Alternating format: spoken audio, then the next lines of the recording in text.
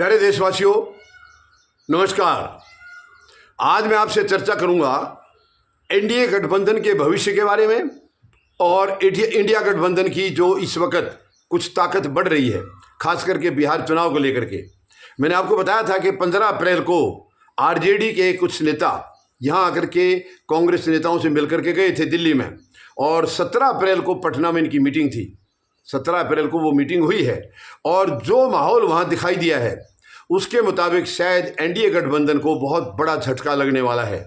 हो सकता है नीतीश कुमार, जिसके दम पर के वो अभी उम्मीदें लगाए हुए हैं, शायद वो भी चुनाव से पहले इनको छोड़ करके जा सकते हैं। कोई ताजुब नहीं होगा, क्योंकि वैसे भी नीतीश कुमार तो पलटू राम के नाम से जाने जाते हैं, उनका कभी भरोसा रहा नहीं है। लेकिन अब की बार थोड़ा सा वो, जब उनकी पलटी मारने की बातें आई हैं उसके बाद 3-4 महीने निकल गए हैं तो अभी तक पलटी मारी नहीं है। ये पहला मौका है, वरना जब भी उनके दिमाग में बात आती थी पलटी मारने की वो तुरंत मार जाते थे।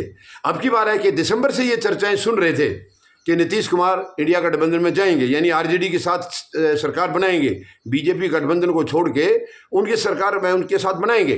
फिर बातें चली थी शायद ये जो त्यौहार अपना जनवरी में जो त्यौहार आता है, यानी उस वक्त ये शायद वो जो चूड़ा दही चूड़े का जो भोज होता है मकर संक्रांति के त्यौहार पर, तो ये लगा था कि शायद उस त्यौहार के बाद गठबंधन इनका ये इधर से छोड़ जाएंगे और उधर चले जाएंगे। लेकिन अभी तक उन्होंने असमंजस बना करके रखी है। मगर मुझे यकीन है चुनाव से पहले, बिहार विधानसभा के चुनाव से पहले नीतीश कुमार पलटी मारेंगे, क्योंकि पलटी का जिक्र आने के बाद वो पलटी मारे बगैर रहते नहीं हैं। अभी फिलहाल जो माहौल चल रहा है, एनडीए काफ़ी कमज़ोर होता दिख रहा है। एनडीए के घटक दल, खास करके जो वक्फ बोर्ड का जो बिल पास किया है, इसके बाद से बहुत इनका विरोध हो रहा है। इनके जो पार्टी के नेताओं ने ज़रूर साथ दे दिया है, लेकिन उनके नीचे जो कार्यकर्ता हैं और दूसरे बाकी जो लोग हैं वो इनके खिलाफ हैं। काफ़ी उन्हें इस्तीफा दे दिया है। तो ये सहयोगी भी इनको छोड़ने के लिए पूरी प्लानिंग कर चुके हैं। एक दिन और भी मैंने बताया था, कई नेताओं के नाम बताए थे आपको। और अभी जो 17 अप्रैल को इनकी मीटिंग हुई है उसमें भी एक तस्वीर साफ यही आई है कि इंडिया गठबंधन वहाँ पर मजबूत हो रहा है। यानी बिहार चुनाव में इंडिया गठबंधन आज की तारीख में काफ़ी मजबूत दिख रहा है और एनडीए जो है वो बहुत कमज़ोर दिख रहा है।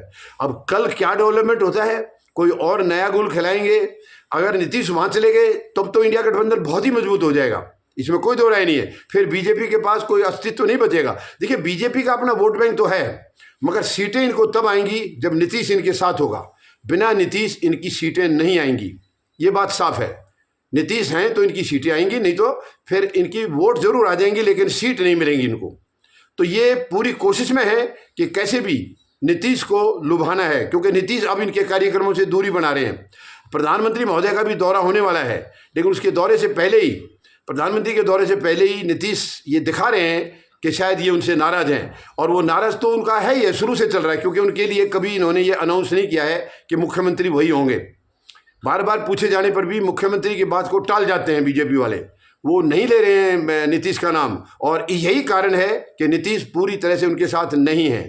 उनको ये लग गया कि तो इनको मुख्यमंत्री नहीं बनाएंगे तो वो बीजेपी का साथ छोड़ेंगे, एनडीए का साथ छोड़ेंगे हर हालत में। चुनाव से पहले पलटी ज़रूर मारेंगे।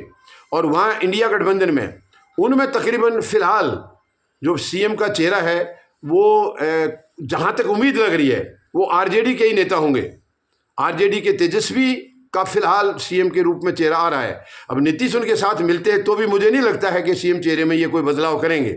नीतीश को लेंगे भी तो एक किस्म से मेहरबानी करेंगे बस, और कुछ नहीं है। नीतीश अब अपनी वो दबदबा अपना नहीं रख पाएंगे, चाहे वो इधर रहे, एनडीए में रहे या उधर रहे, वो दबदबा उनका नहीं रहेगा। वो दबदबा रहता अगर वो जनवरी महीने में ही चले जाते, तब तो शायद अगला सीएम फेस भी इन्हीं को बनाते वो। लेकिन अब तो इनकी बातें काफ़ी आगे जा चुकी हैं। अब ये एक बहुत बड़ा सवाल बना हुआ है, क्या चुनाव तक नीतीश पलटी मारेंगे या नहीं, एनडीए में रहेंगे या आरजेडी में जाएंगे, यानी इंडिया गठबंधन में जाएंगे, एक बहुत बड़ा सवाल है। और इसका अभी तक फिलहाल जवाब किसी के पास है नहीं, क्योंकि नीतीश एक ऐसे नेता है, वो बिना भरोसे के हैं। उनकी बात का कभी भी यकीन नहीं होता, वो कब क्या कह देंगे, कब क्या कर देंगे। तो ये एक बहुत बड़ा सवाल बना हुआ है। हाँ, 17 की मीटिंग के बाद तकरीबन ये सिचुएशन क्लियर हुई है कि इंडिया गठबंधन बिहार के विधानसभा चुनाव के लिए एकजुट होता दिखाई दे रहा है। उनकी ताकत बढ़ रही है लगातार, और एनडीए की ताकत कमज़ोर हो रही है। और वक्फ बोर्ड के बिल के बाद अभी जो माननीय सर्वोच्च न्यायालय से जो निर्णय आया है, यानी इंटरिम आदेश जो आया है, उससे भी एक झटका ही है बिल के लिए, काफ़ी झटका माना जा रहा है। तो ये भी शायद इनकी एनडीए की ताकत पर एक असर डालेगा, ज़रूर डालेगा। इनके अंदर मनमुटाव और ज़्यादा बढ़ेंगे।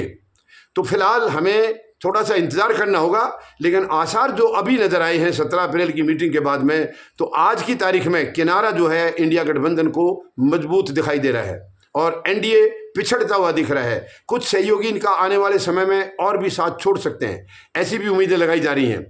चिराग पासवान छोड़ सकते हैं, मांझी छोड़ सकते हैं, और एक तो इनके वो छोड़ ही गए, रामविलास पासवान के जो भाई हैं वो तो छोड़ ही गए हैं। तो फिलहाल हमें थोड़ा सा इंतजार करना होगा। आज की तारीख का जो समीकरण है वो ये है कि इंडिया गठबंधन कहीं ना कहीं किनारा है उनको, यानी वो इनसे लीड में है और एनडीए थोड़ा सा पिछड़ रहा है। अब ये माहौल क्या बनता है, अब वक्फ बोर्ड की बिल की जो सुनवाई है वो 5 मई के लिए तारीख दे रखी है, उसके बाद क्या माहौल बनता है और बाकी और घटक दल क्या माहौल बनाते हैं, उनके विचार किस तरफ जाते हैं, ये थोड़ा सा समय के हिसाब से अभी इसमें थोड़ा देर लगेगी समझने में। लेकिन फिलहाल अब हमें यानी समय के गर्भ में क्या है उसके लिए थोड़ा सा इंतजार करना होगा, थोड़ा सा इंतजार करना होगा। लेकिन आज की तारीख में किनारा जो है वो इंडिया गठबंधन का दिखाई दे रहा है। धन्यवाद। जय जवान, जय किसान, जय हिंद।